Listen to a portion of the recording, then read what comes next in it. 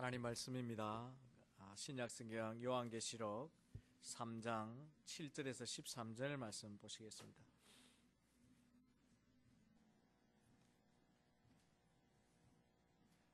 요한계시록 3장 7절에서 13절 말씀입니다. 우리 한 절씩 교독에서 말씀 봉독합니다. 빌라델비아 교회의 사자에게 편지하라. 거룩하고 진실하사 다윗의 열쇠를 가지신 이 곧 열면 닫을 사람이 없고 닫으면 열 사람이 없는 그가 이르시되 볼지어다 내가 내 앞에 열린 문을 두었으되 능히 닫을 사람이 없으리라. 내가 내 행위를 아노니 네가 작은 능력을 가지고도 내 말을 지키며 내 이름을 배반하지 아니하였도다. 보라, 사탄의 회당 곧 자칭 유대인이라 하나 그렇지 아니하고 거짓말하는 자들 중에서 몇을 내게 주어 그들로 와서 내 발 앞에 절하게 하고 내가 너를 사랑하는 줄을 알게 하리라. 네가 나의 인내의 말씀을 지켰은저 내가 또한 시험의 때를 면하게 하리니 이는 장차 온 세상에 임하여 땅에 거하는 자들을 시험할 때라.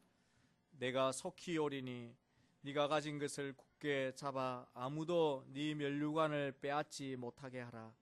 이기는 자는 내 하나님 성전의 기둥이 되게 하리니 그가 결코 다시 나가지 아니하리라. 내가 하나님의 이름과 하나님의 성 곧 하늘에서 내 하나님께로부터 내려오는 새 예루살렘의 이름과 나의 새 이름을 그 위에 기록하리라. 함께 읽읍시다. 귀 있는 자는 성령이 교회들에게 하시는 말씀을 들을지어다. 아멘. 누가 한 분이 에어컨 온도 조금 올려주시겠습니까? 제가 굉장히 춥고 떨립니다. 제가 입이 덜덜덜 떨리네요.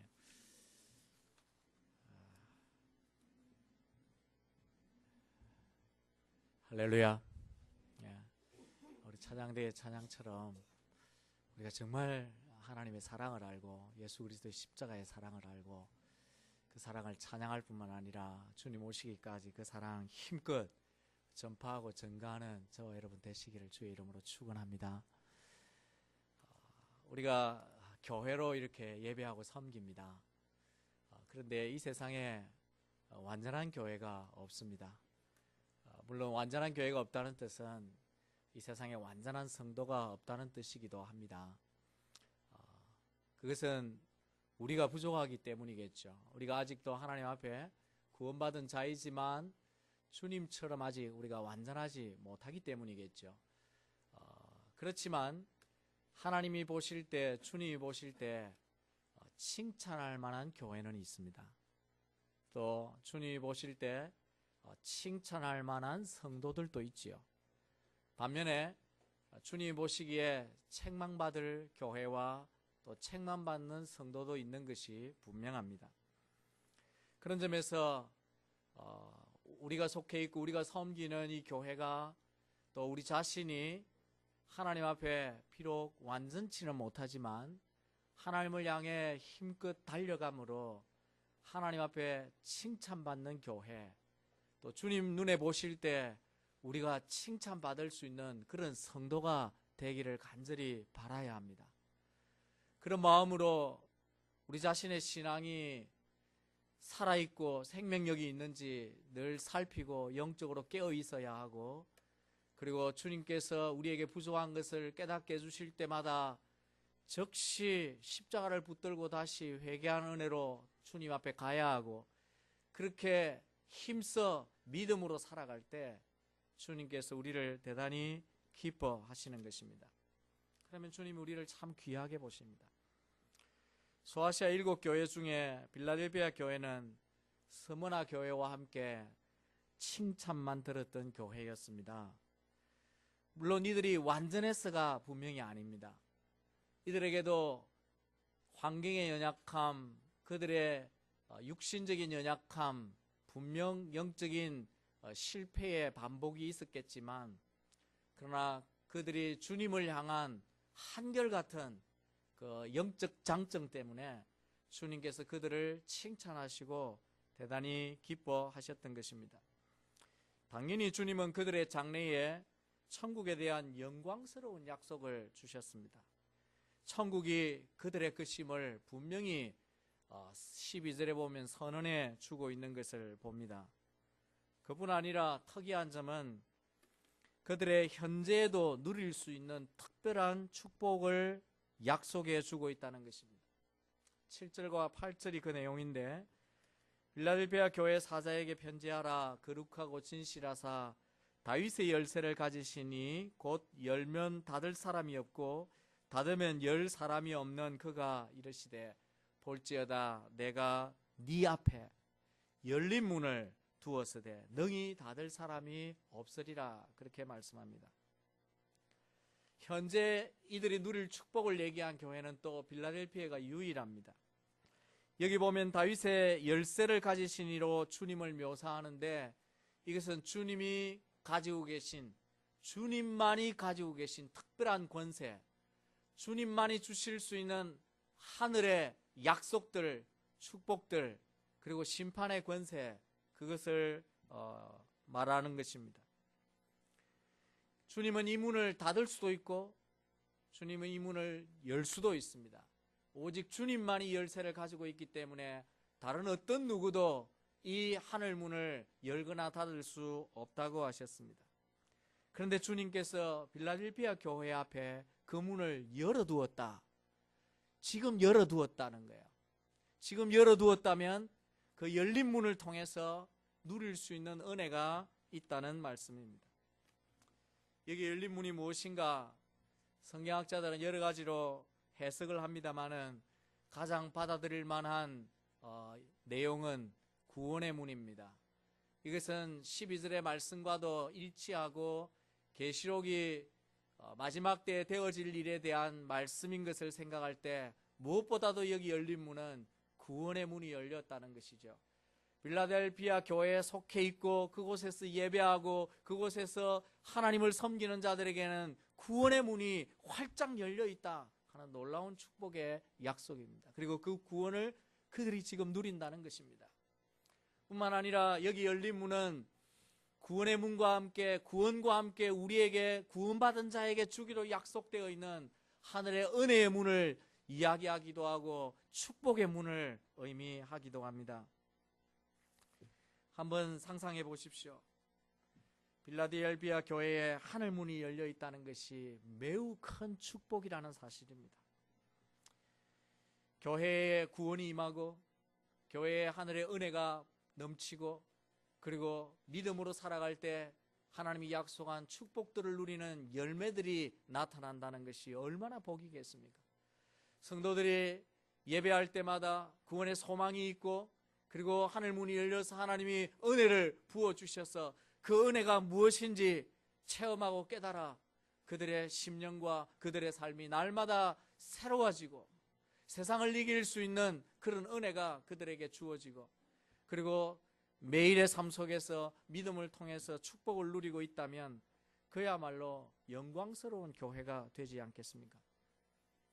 중요한 것은 과거 빌라델비아 교회뿐만 아니라 오늘도 복된 교회, 복된 성도는 하늘 문을 열어두고 산다는 것입니다.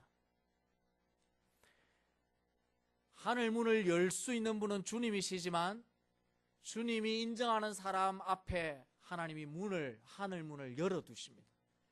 주님이 칭찬하시는 교회에 하나님이 하늘 문을 열어두시기 때문에 이렇게 하늘 문을 열고 사는 교회가 있고 닫혀있는 교회가 있고 하늘 문이 열린 성도가 있고 닫혀있는 성도가 있을 수 있다는 것입니다.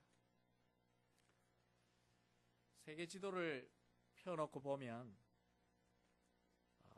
과학도 문명도 경제도 발달한 선진국이 어느 나라인지 쭉 이렇게 선을 그어서 볼 수가 있어요.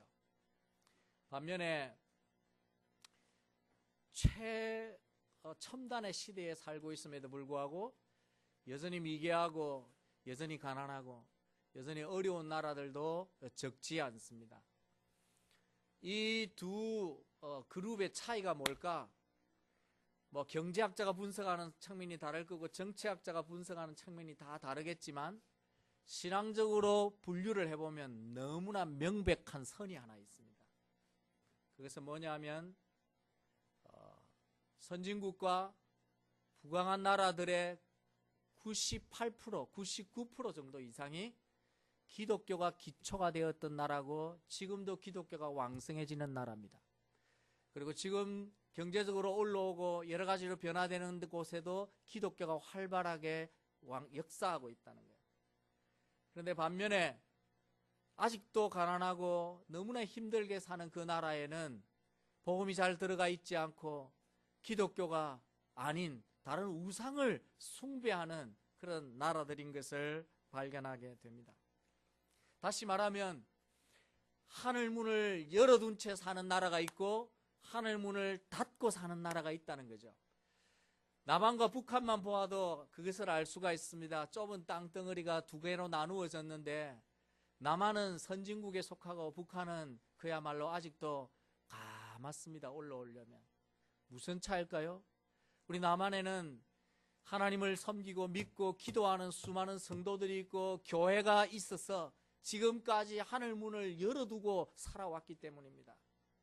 그러나 북한은 그 문을 닫고 있었습니다. 이런 큰 차이가 바로 우리 눈에 보이는 것입니다. 하늘 문을 열어놓고 사는 나라가, 하늘 문이 열린 교회가, 하늘 문이 열린 성도가 정말 복된 것입니다. 오늘도 교회라는 이름이 있고 성도라는 이름을 가졌지만 실제로 하늘 문이 닫힌 교회나 성도가 있을 수 있습니다. 반면에 빌라델피아 교회처럼 구원의 문이 열려 있고 은혜의 문이 열려 있고 축복의 문이 열려 있는 교회와 성도들이 있다는 거죠. 우리 교회는 어떤 교회가 되기를 원하십니까? 여러분은 어떤 성도가 되기를 원하십니까? 답을 듣지 않아도 우리의 마음속에 있는 것이 있지 않습니까? 우리의 교회가 하늘 문이 열린 교회가 되기를 주의 이름으로 축원합니다. 여러분 각자가 하나님께서 인정하셔서 하늘 문을 열어두고 여러분이 살 수 있는 복된 성도가 되기를 주의 이름으로 축원합니다. 빌라델피아 교회가 그 복을 장래의 구원을 약속을 받았을 뿐만 아니라 현재의 그 열린 문을 두고 살았던 정말 복된 교회와 성도가 되었다는 것입니다. 이런 축복을 이들이 왜 받았을까요? 그들이 아무것도 하지 않았는데 하나님이 문을 열어두시면서 하나님 보시기에 편애하시는 걸까요? 결코 그렇지가 않습니다.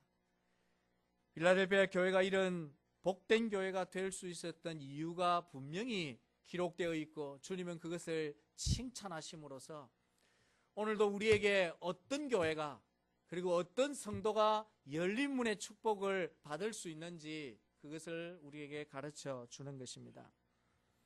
그런 점에서 오늘 이 말씀이 여러분에게 또 저에게 우리 교회에 다시 한번 돌아보는 복된 말씀이 되기를 바랍니다. 열린 하늘문이 열린 교회, 그리고 하늘문이 열려있는 내 인생, 그리고 우리의 자녀들의 인생이 되기 위해서 우리가 어떻게 해야 할까 하는 것입니다. 본문에 주님이 주시는 메시지는 너무나 분명합니다. 크게 두 가지로 나누어 볼 수 있습니다. 첫 번째, 우리가 하늘문이 열린 하나님의 축복을 끝까지 누리려면 어떤 상황 속에서도 주님의 말씀을 지키는 신앙이 있어야 합니다. 주님께서 빌라델피아 교회를 기뻐하시고 칭찬하신 내용이 8절에 있습니다. 내가 내 행위를 아노니 네가 작은 능력을 가지고도 내 말을 지키며 내 이름을 배반하지 아니하였도다. 빌라델피아 교회가 가진 신앙의 장점은 바로 주님의 말씀을 지키는 순종하는 신앙이었습니다. 당시 빌라델피아 교회는 유대교 신앙 때문에 굉장히 대립과 갈등과 핍박이 심했습니다. 유대인들은 스스로 하나님의 백성이라고 자처했지만 오신 메시아를 거부했고 그리고 오신 예수 그리스도를 믿는 이 빌라델피아 교회 성도들을 생활 속에서 그리고 사회 속에서 끊임없이 대적하고 핍박했었습니다. 그럼에도 불구하고 이 교회 성도들은 하나님의 말씀을 잘 지켰습니다. 주님이 이들을 향해서 내 말을 지켰다 이렇게 말하는 데는 그래서 목숨을 걸고 순교하면서 믿음을 지킨 이런 상황만 얘기하는 것이 아니라 그들의 일상생활 속에서 하나님이 원하시는 대로 순종하고 살아감으로 그들의 매 삶이 순종이었다. 주님이 보실 때 모든 삶이 그들은 순종이다. 그렇게 말할 수 있을 만큼 그들의 삶 자체가 하나님 앞에 말씀으로 살아갔다는 것을 칭찬하는 것입니다. 어떻게 보면 매우 큰 칭찬입니다. 이는 더욱이 주님께서 이들의 순종을 어떠했다고 말을 하느냐 하면 이들의 순종에 대해서 주님이 이렇게 평가하셨어요. 네가 작은 능력을 가지고도 내 말을 지켰다. 그렇게 말했습니다. 여기 작은 능력이라고 하는 것은 헬라어로 미크란 디나미스 이렇게 쓸 수 있는데 영어로 표현하면 마이크로 파워예요. 그 마이크로라는 게 뭡니까? 미크란에서 나온 단어인데 헬라어에서 나오는 단어인데 지극히 작은, 그야말로 거의 없는 듯이, 그러나 있기는 있는데 거의 없는 상태를 이야기하는 것을 뜻합니다. 필라델피아 교회가 뭐가 작은 능력이었을까? 대부분의 학자들은 필라델피아 교회가 작은 교회였다고 보는 것입니다. 크지 않았던 교회, 아주 스몰 처치, 작은 교회, 수적으로도 작을 뿐만 아니라 환경적으로도 보잘것없었고 이 교회에 속해 있는 성도들은 사회적으로 볼 때 별로 세상 속에서 성공하지 못한 자들, 요즘 한국의 사람들이 말하는 걸로 하면 스펙이 거의 없는 사람들만 있어서 내놓을 것이 별로 없는, 그리고 능력도 지식도 어떤 면에서 자랑할 것이 그렇게 많지 않은 그런 교회였다고 보는 것입니다. 그럼에도 불구하고 주님의 말씀에 순종하는 능력은 이 소아시아 7교회 중에 어떤 교회보다 탁월했고 주님이 인정하실 만큼 이들의 순종의 능력은 대단했다는 것입니다. 제가 생각해 보았습니다. 이들의 순종이 왜 위대한가 제가 생각을 해보니까 많은 걸 받고 많은 것을 누리고 자랑할 만한 것이 많은 사람이 하나님 앞에 감사해서 순종하는 거하고 아무것도 없는데 사회와 비교하고 세상과 비교하면 불평할 수밖에 없는 상황 속에서도 하나님께 감사하고 순종하는 것은 차원이 다르다고 생각합니다. 이들은 하나님 앞에 믿음으로 살았음에도 불구하고 어떻게 보면 세상적인 보기엔 약한 사람들이었습니다.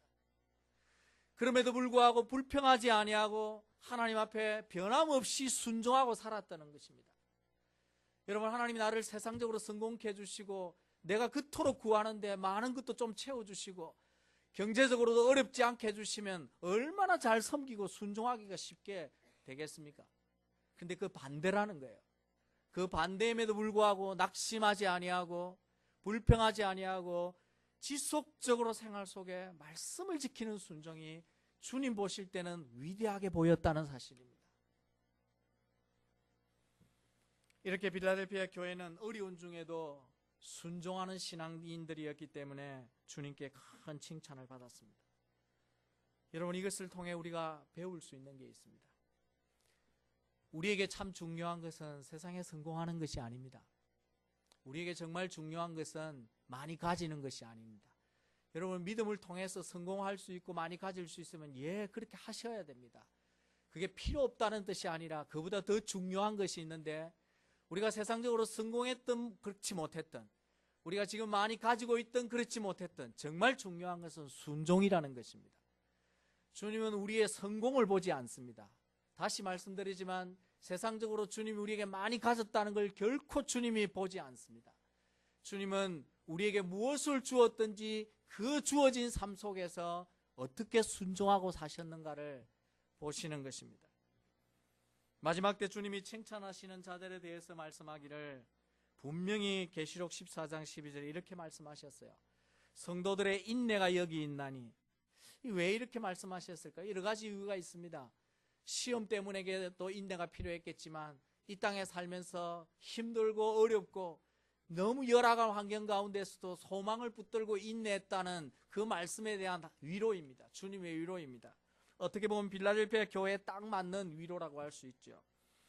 그러면서 주님이 뭐라고 하십니까? 그들은 하나님의 계명과 예수에 대한 믿음을 지킨 자니라. 마지막 때에 주님께서 천국에 들어오게 하고 어린 양 혼인잔치에 참여하게 될 사람에 대해서 평가하기를 이들은 세상에서 성공하고 나의 이름을 더 높인 자다, 그렇게 말하지 않습니다. 계시록을 한번 읽어보십시오. 오히려 주님이 받아들이고 칭찬하는 사람들은 계명을 지키고 예수의 이름을 붙들고 믿음으로 산 사람들, 그것 때문에 목을 내놓고 그것 때문에 고난받고 그것 때문에 핍박당하고 그것 때문에 궁핍을 견뎠던 사람들이라고 계시록에 기록을 해놓고 있습니다. 결국 주님은 우리에게 세상에서 어떤 포움을 가지고 살았느냐를 보는 것이 아니라 주님이 원하셨던 순종을 어떻게 하고 살았느냐를 보신다는 것입니다. 그런 측면에서 빌라델비아 교회를 주님이 칭찬하신 걸 볼 때 오늘 모든 교회가 생각해야 될 것이 있습니다. 주님은 교회 크기를 가지고 비교하지 않는다는 거예요. 큰 교회가 축복을 받은 교회다 그렇게 단정할 수는 없습니다. 그럴 수도 있지만 아닐 수도 있습니다. 주님은 교회의 크기가 중요한 것이 아니라 그 교회가 하나님의 교회로서 이 시대에 어떻게 말씀에 순종하고 교회를 세우느냐, 그 교회에 속한 성도들이 어떻게 순종하고 사느냐 하는 것을 보신다는 것입니다. 교회가 크고 그리고 많은 프로그램들이 있고 하지만 세속화에 물들고 사람들의 마음과 원함을 쫓아서 말씀 밖에 넘어가 있다면 그런 교회가 있다 할지라도 주님은 사대교회나 그리고 라우디아 교회처럼 책망받을 수밖에 없는 교회가 될 수도 있습니다. 그러므로 교회뿐만 아니라 개인도 마찬가지예요. 우리의 신앙의 본질이 우리의 삶의 크기나 우리의 나타나는 것의 크기에 달려있지 않다는 것입니다. 제가 개인적으로 성도들에게 그런 말씀을 한 번씩 드렸습니다마는 여러분이 천국에 가서 주님 물을 때 여러분 절대 어느 교회 출신인가 묻지 않습니다. 네가 섬기던 교회 사이즈가 얼마나 됐냐 그거 절대 묻지 않습니다. 네가 얼마만큼 많은 프로그램 속에서 활발하게 활동하고 열심히 무엇을 했느냐 보다 더 중요한 것은 어떻게 순종하며 교회를 섬겼느냐 그걸 보십니다. 어느 교회에 속해 있든지 관계없이 주님의 교회 안에 있었다면 그 교회 속에서 하나님의 말씀에 순종하면서 어떻게 교회를 섬겼느냐, 그리고 어떻게 하나님을 예배하고 어떻게 하나님께 충성했느냐, 순종했느냐를 우리 주님이 보신다는 것입니다. 그러므로 주님께서 우리에게 원하시는 것은 이 마지막 시대에 순종하는 삶입니다. 혹 우리가 하나님의 말씀도 잘 알고 있고 우리가 교회에 큰 책임도 지고 있고 우리가 교회의 많은 활동에 관련되어 있다 할지라도 내 삶의 연장 속에 순종이 되어지지 않고 있다면 주님께서 우리를 기뻐하지 않을 수 있다는 것을 생각해야 합니다. 반대로 사회적으로 우리가 지위가 없고 가난하고 능력이 없어서 많은 것을 하지 못한다 할지라도 하나님이 내게 주신 은혜에 불평하지 않고 그 자리에서 그 속한 교회 속에서 말씀을 지키며 순종하며 기도하며 예배하며 그렇게 하나님을 충성스럽게 섬겼다면 하나님이 여러분을 인정해 주실 것입니다. 그런 자에게 주님은 하늘 문을 열어놓으시고 구원이 내게 있다. 그리고 은혜가 내게 임하고 있다. 그리고 믿음으로 내가 축복을 누릴 것이다. 그렇게 분명히 말씀해 주시는 것입니다. 오히려 적은 능력을 가지고 주님 앞에 순종해서 하나님께 칭찬을 들어 마지막이 영광스럽다면 그것을 우리가 택할 수 있어야 할 것입니다. 우리가 이 땅에 살아가면서 정말 중요한 것은 순종의 세상적인 능력이 필요하지 않다는 거예요. 세상적인 능력이 우리 순종에 도움이 될까? 그렇지 않는 것 같아요. 세상의 어떤 스펙은 하나님 말씀에 순종하는데 도움이 되지 않습니다. 정말 우리에게 필요한 것은 우리의 외적 모습과 관계없이 내 안에 신앙적인 능력입니다. 내 영혼이 지금 어떤 상태에 있는가? 내 영혼이 하나님 앞에 어떻게 생명력이 있고 어떻게 주님 말씀 붙들 만큼 믿음의 힘이 있어서 순종으로 이것을 나아가게 할 수 있느냐 하는 것입니다. 바라기는 더욱더 하나님을 의지하시고 여러분이 세상적으로 편안할수록 더욱더 십자가를 붙들시고 그 안에서 참된 믿음으로 순종하는 능력을 키우셔서 주님이 빌라델피아 교회에 허락하신 이 하늘 문이 열린 축복을 우리 교회와 여러분이 받기를 주의 이름으로 축원합니다. 이처럼 작은 능력에도 오직 주님 말씀에 순종했던 이들에게 주님은 하늘 문을 열어놓으시고 은혜와 축복을 현재적으로 누리게 하실 뿐만 아니라 다가올 일에 대해서, 순종하는 자에겐 다가올 시험에 대해서도 주님이 면하게 해주시겠다고 약속을 합니다. 10절에 보시면 네가 나의 인내의 말씀을 지켰은즉 내가 또한 너를 지켜 시험의 때를 면하게 하리니 이는 장차 온 세상에 임하여 땅에 거하는 자들을 시험할 때라. 모든 상황 속에서 하나님 말씀을 붙들고 순종하며 살아가는 사람에게는 지금도 장래에도 어떤 환난이나 어떤 시험도 이길 수 있겠다고 하는 약속입니다. 이것은 시험이 자체가 없겠다라는 의미도 있을 수도 있지만 시험이 와도 그 시험을 넉넉하게 통과하겠다는 약속입니다. 계시록에 보면 그 약속이 있어요. 참된 하나님의 교회에 속한 모든 성도들은 마지막 환난이 찾아와도 두려워하지 않을 것은 주님이 보호하시겠다고 약속을 하고 있습니다. 그러므로 순종이 능력입니다. 여러분, 순종이 능력입니다. 여러분, 우리가 기도가 능력이라고 말하죠. 예, 기도가 능력입니다. 그런데 아무리 기도할지라도 순종하지 않는 기도는 능력이 될 수가 없습니다. 그러므로 결국 최종은 순종이 능력이라는 것을 알게 됩니다.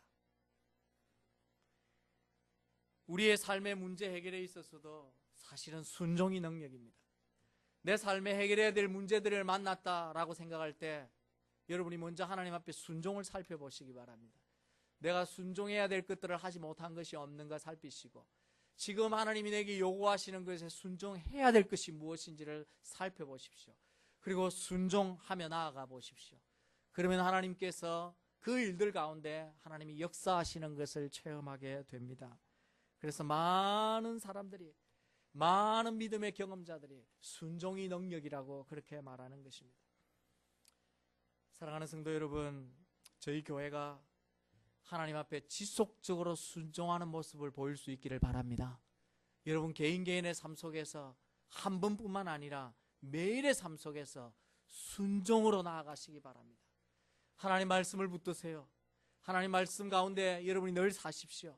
세상은 변해도 말씀은 변하지 않기 때문에 변하지 않는 그 말씀, 진리의 말씀을 붙들고 우직하게 보일지라도 그 말씀대로 항상 순종하고 살아가셔서 하나님이 저와 여러분과 우리 교회를 보실 때 빌라델피아 교회처럼 인정하시고 이 땅에 살아가는 동안에 하늘 문이 열린 채 살아가는 그런 복된 성도들 되시기를 주의 이름으로 축원합니다.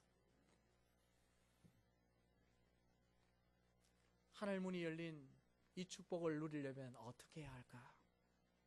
두 번째, 오늘 본문에 보니까 주님이 우리에게 주시는 교훈 가운데 하나가 마지막까지 면류관을 빼앗기지 않는 신앙이 필요합니다. 작은 능력을 가지고도 주님 말씀에 온전히 순종한 이들에게 주님은 한 가지 다시 당부를 하십니다. 잘 하고 있는데 당부를 하셔요. 11절 말씀이 그 당부인데 이렇게 말씀하시죠. 내가 속히 오리니 네가 가진 것을 굳게 잡아 아무도 네 면류관을 빼앗지 못하게 하라. 여기 굳게 잡으라고 하는 것은 분명히 빌라델피아 교회가 지금까지 지켜온 그 믿음과 지금까지 지속해온 순종을 포기하지 말고 끝까지 붙들라는 말씀입니다. 내 면류관을 빼앗기지 못하게 하라고 하는 것은 신앙의 경주에 있어서 마지막에까지 완주하고 끝까지 면류관을 지키라 하는 그런 뜻이 있습니다.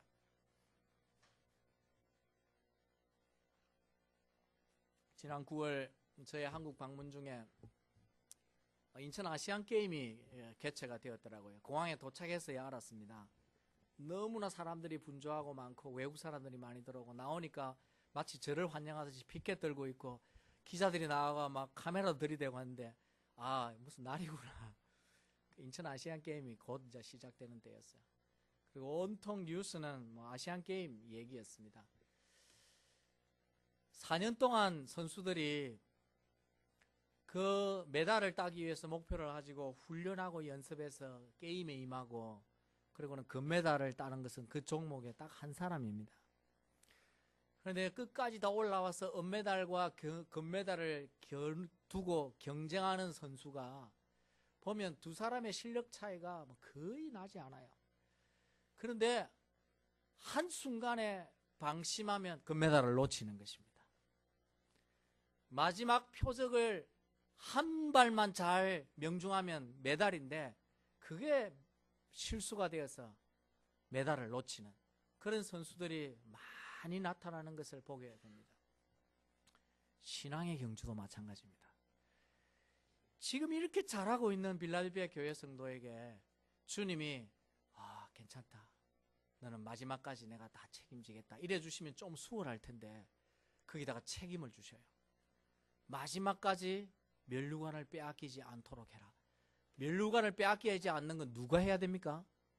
주님이 하시는 거예요? 우리가 하는 거예요? 우리가 하는 겁니다. 주님이 그래서 당부를 하시는 거예요. 지금까지 너무 잘하고 있는데 내가 빨리 올 거니까 그 올 때까지 이 모습 놓치면 안 된다. 마지막까지 이 모습 지속해서 면류관을 꼭 빼앗기지 않도록 해야 된다. 주님이 왜 이런 당부를 하실까요? 잘하고 있는 이들에게도 면류관을 빼앗길 위험이 있다는 거예요, 없다는 거예요?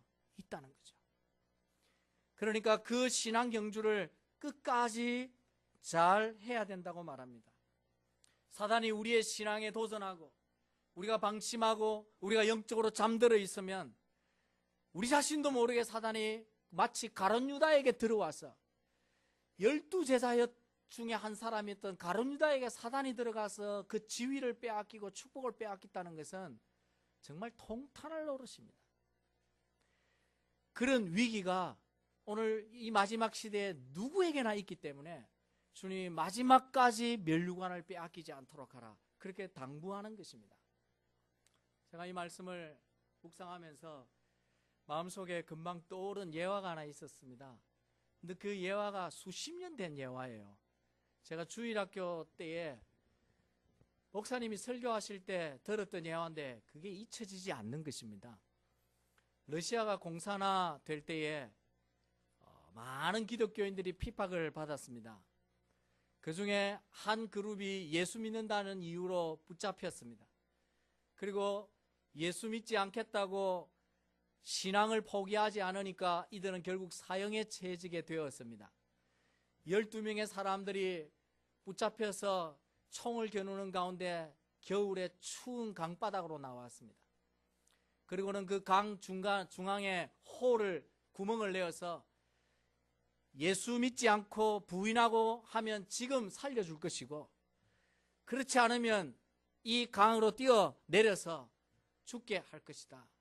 그러면서 총을 이마에 대면서 예수 믿겠느냐, 예수 믿지 않겠느냐, 예수 믿는 사람은 지금 이 강에 뛰어내리라, 그렇게 명령합니다. 모든 옷을 다 벗겨놓고 그렇게 명령할 때 믿음의 사람들이 예수 그리스도의 이름을 부르면서 한 사람씩 한 사람씩 추운 강바닥으로 들어가기 시작했습니다.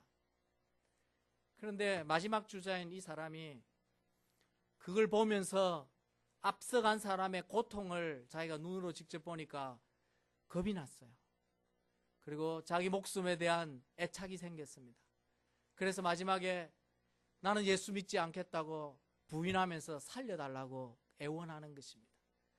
그때에 곁에 섰던 한 병사가 하늘로부터 놀라운 환상을 보게 되었습니다. 12천사가 면류관을 가지고 예수의 이름을 부르며 죽어가는 자들에게 면류관을 씌워 주기 위해 내려오는데 마지막 한 사람이 부인하고 돌아가니까 천사가 난감해하면서 면류관을 다시 가지고 올라가는 장면을 보았어요. 그때 이 병사가 마음속으로 자기도 예수 믿는 사람이었던 것 같아요. 그래서 그 면류관을 빼앗기지 않기 위해서 자기가 옷을 벗고 그 사람 대신에 내가 예수 믿겠다고, 그리고 나도 예수 믿는 사람이라고, 그리고 강바닥으로 뛰어들어 죽고 마지막 면류관을 차지했다는 이야기였습니다. 그 예화를 들을 때 초등학교 학생이었던 제 마음속에 이야, 나도 끝까지 멸류관 포기하지 않아야 되겠구나. 내가 어떤 일이 있어도 그것이 죽음이든 그것이 핍박이든 그것이 고난이든 그것이 이 세상에서 마지막 때에 정말 매매를 하지 못해 굶어 죽는 한이 있더라도 내가 예수는 포기하지 않아야 되겠구나. 그런 마음이 들게 만들었습니다. 우리 주님은 모든 믿는 자들을 위해서 멸류관을 예비해 두셨습니다. 여러분을 위해서도 주님은 멸류관을 예비해 두고 계십니다. 그리고 이 땅의 마지막까지 믿음과 순종으로 살아간 그 신앙을 지킨 사람에게 주님은 반드시 그 멸류관을 주실 것입니다. 그래서 말씀하십니다. 내가 속히 오리니 네가 멸류관을 빼앗기지 않도록 멸류관을 끝까지 지키라고 그렇게 말하는 것입니다. 베드로가 우리에게 권면했습니다. 근신하라 깨어라. 너희 대적 마귀가 우는 사자같이 두루 다니며 삼킬 자를 찾나니 너희는 믿음을 굳건하게 하여 그를 대적하라고 오늘 이 시대를 향해 권면하고 있습니다. 우리가 왜 멸류관을 끝까지 붙들기 위해 최선을 다해야 됩니까? 사단의 도전이 있기 때문입니다. 사단이 우는 자들을 지금도 삼키고 있기 때문입니다. 사단이 우는 자들을 삼키려고 할 때 어디에서 활동할까요? 세상에서는 안 합니다.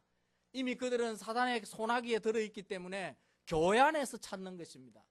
교회 안에서 영적으로 잠자고 있는 자, 영적으로 깨어있지 못한 자, 이름은 가졌지만 예수 그리스도의 십자가를 붙들고 살지 않는 자들을 누구인지 찾아내는 것입니다. 그리고 생명력을 잃어버린 사람들이 있는가를 찾아서 어떻게든 삼키려고, 그래서 가룟 유다 같이, 사울과 같이 만들려고 사단은 지금도 노력하는 거죠.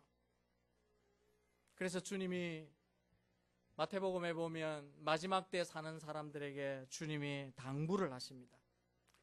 너희가 사람의 미혹을 받지 않도록 주의하라. 많은 사람이 내 이름으로 와서 이르되 나는 그리스도라 하여 많은 사람을 미혹하리라. 그런데 13절에 보면 그러나 끝까지 견디는 자는 구원을 얻으리라. 그렇게 말합니다. 끝까지라 견뎌야 된다는 거예요. 마지막 시대에 수많은 사람이 미혹당할 것입니다.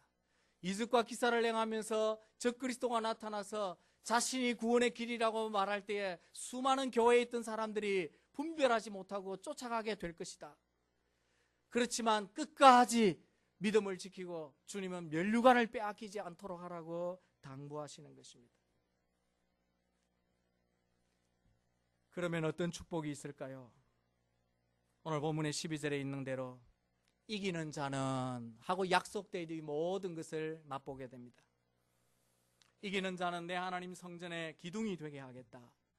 여기 기둥이 되게 하겠다고 하는 것은 빌라델피아 지역의 특별한 상황 때문에 이 말을 하면 교회 성도들은 다 알아들었습니다. 왜냐하면 당시에 빌라델피아 지역에 지진이 잦았다고 그래요. 그래서 지진이 나니까 여러분이 뭐 로마에 가본 분들은 알겠지만 그 지역이 그렇듯이 다른 거는 다 무너졌는데 기둥들은 다 이렇게 서가 있어요. 그래서 기둥이 얼마나 튼튼하고 얼마나 견고하고 흔들리지 않고 기둥이 참 중요하다는 것을 그들은 이미 생활 속에서 알고 있었습니다. 그래서 마지막 환난 가운데도 이긴 자는 하나님의 성전의 그런 기둥처럼 하나님이 그대로 붙들고 세워주겠다 약속을 합니다. 그리고 본문에 보면 12절에 보면 하나님이 새 이름을 거명하면서 하나님의 이름, 새 예루살렘의 이름, 그리고 예수 그리스도의 새 이름을 새겨주겠다고 그렇게 말씀하는데 이는 모두 구원에 대한 약속입니다.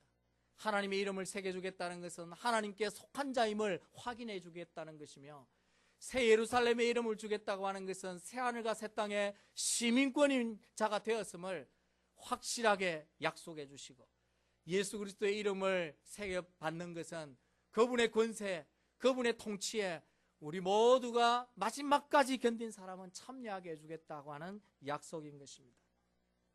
주님은 끝까지 멸류관을 지킨 자들에게 이중삼중으로 축복을 약속해 주고 있습니다. 사랑하는 성도 여러분, 우리 교회와 우리 성도들이 빌라델피아 교회와 성도들처럼 복된 성도들이 되기를 주의 이름으로 축원합니다. 우리가 이 땅에 살면서 스펙이 있고 없고 상관없이 내가 지금 형편이 어떠하든지 관계없이 오히려 빌라델피아 교회처럼 적은 능력의 삶을 산다 할지라도 그것 때문에 기죽지 마시고 오히려 그 삶 속에서 주님이 인정하실 때 네가 더 큰 자다.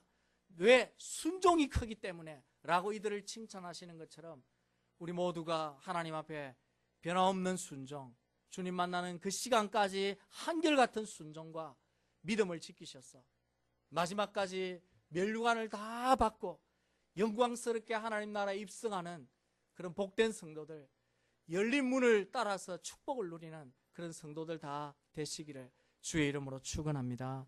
우리 다 같이 한번 기도합시다. 이 시간 기도할 때 하나님 이 복을 끝까지 누리게 해달라고 지금 내 믿음을 다시 하나님 앞에 확인하며 하나님 앞에 온전한 믿음과 순종의 사람으로 면류관을 끝까지 붙들게 해달라고 우리 다 같이 한번 통성으로 기도하시고 우리 자녀들을 위해서도 한번 기도합시다. 우리 교회가 적은